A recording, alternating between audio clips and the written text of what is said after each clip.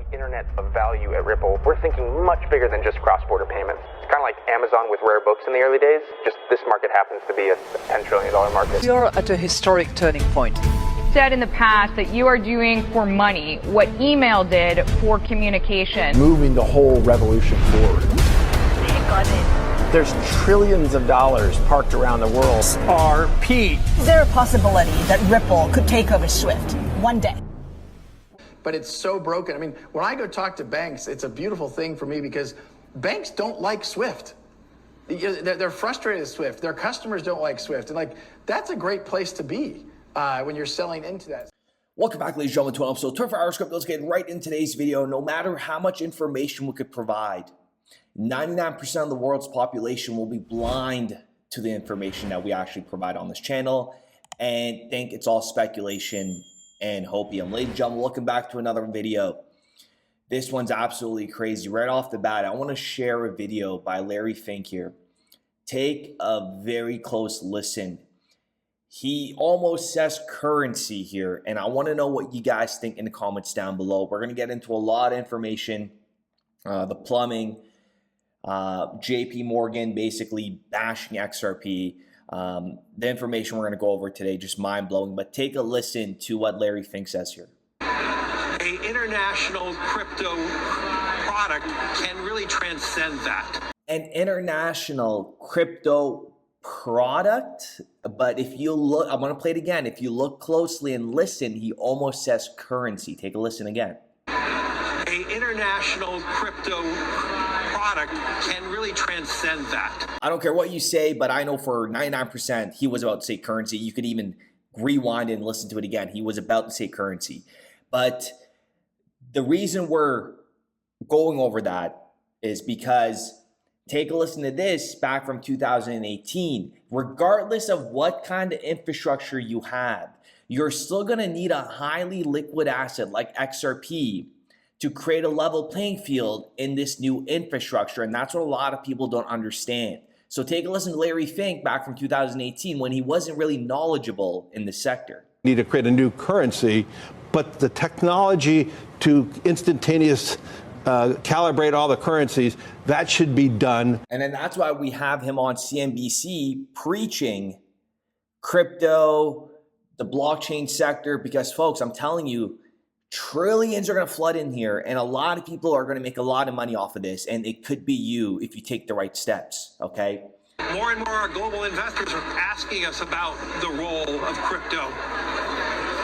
And as I said, I do believe a lot of crypto is going to be, it's an international asset. It has a differentiating value versus other asset classes, but more importantly, because it's so international, it's going to transcend any one currency and currency evaluation.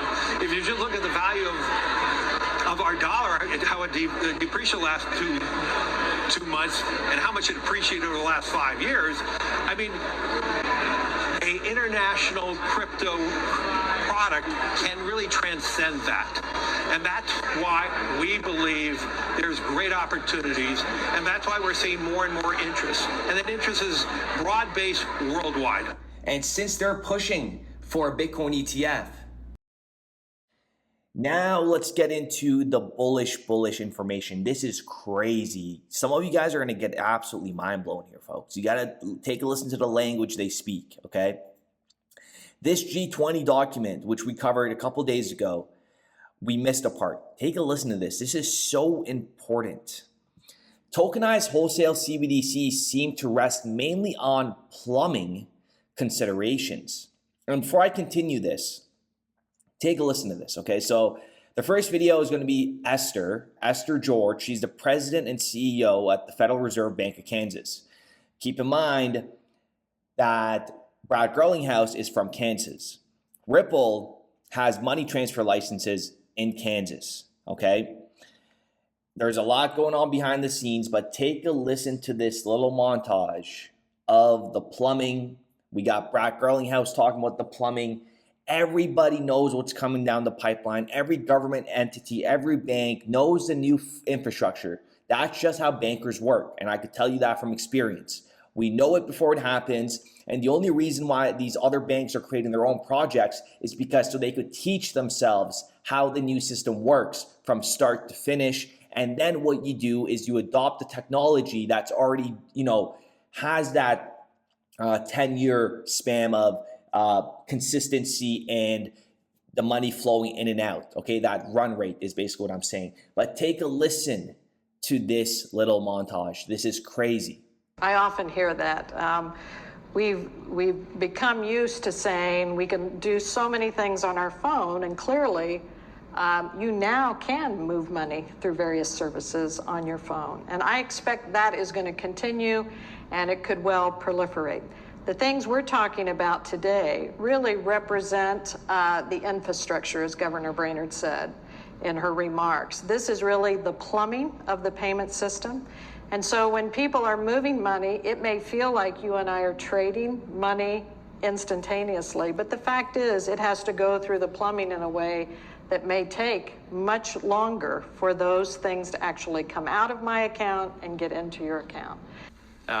And whether I'm not going to speak about the particular product, it's not appropriate for me to do so, but the announcement was a focal point for regulators of different types to recognize the digitization and the digitization of the plumbing and other aspects of our financial system, including payment transfers, etc. It is coming.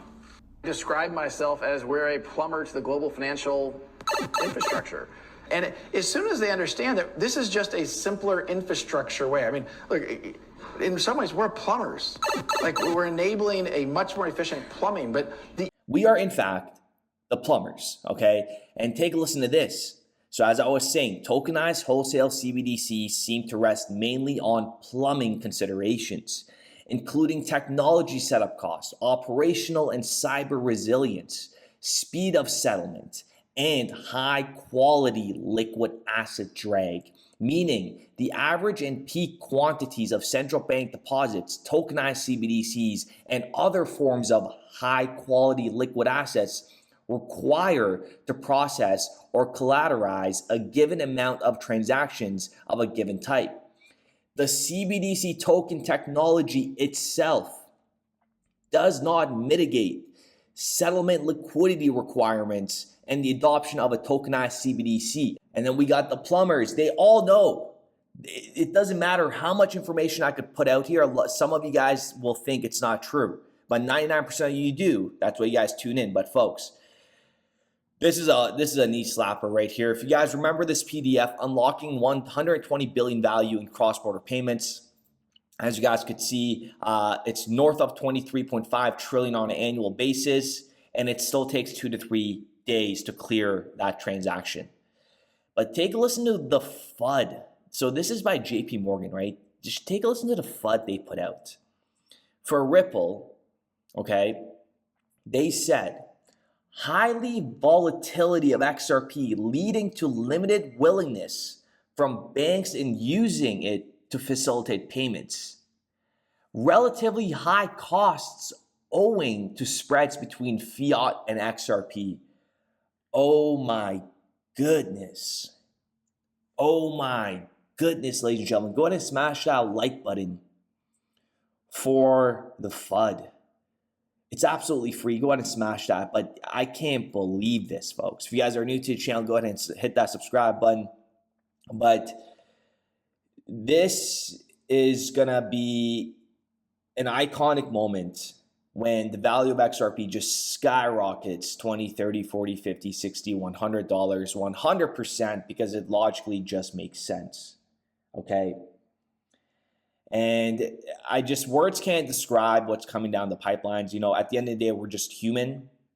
If somebody was screaming Tesla back in 2000 saying there's going to be self-driven cars around the world, you would have been looked at and you would have been laughed at. A lot of stuff in life, humans like to be closed-minded.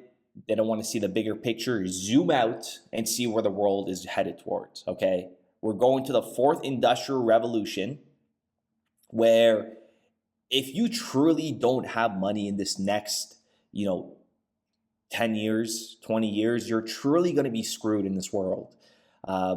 with that being said, ladies and gentlemen, I do appreciate everyone, you guys. I hope you guys found this information very valuable.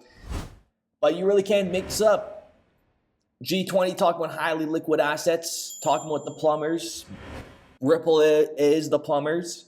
We got Esther, Federal Reserve of Kansas, CEO, president, talking about plumbers. We got Jay Klein. The writing's on the wall. It's just a matter of if you're going to believe it or not. And we will be back with another video. We started building RippleNet with the thesis that crypto liquidity would eventually be able to support robust global payments, large payments. RippleNet was designed so that customers seeing the benefits of our fiat-based network could flip the switch to ODL once the market was mature enough. And this is exactly what's happening.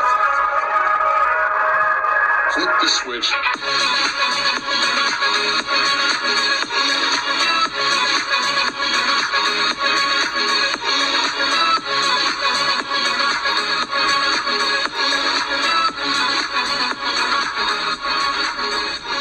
I think what we're building has, it's solving a real problem. And I think all of the tokens, my advice to anybody would be, understand the utility. If there's real utility and there's real value being delivered to a real customer, there will be value in the token.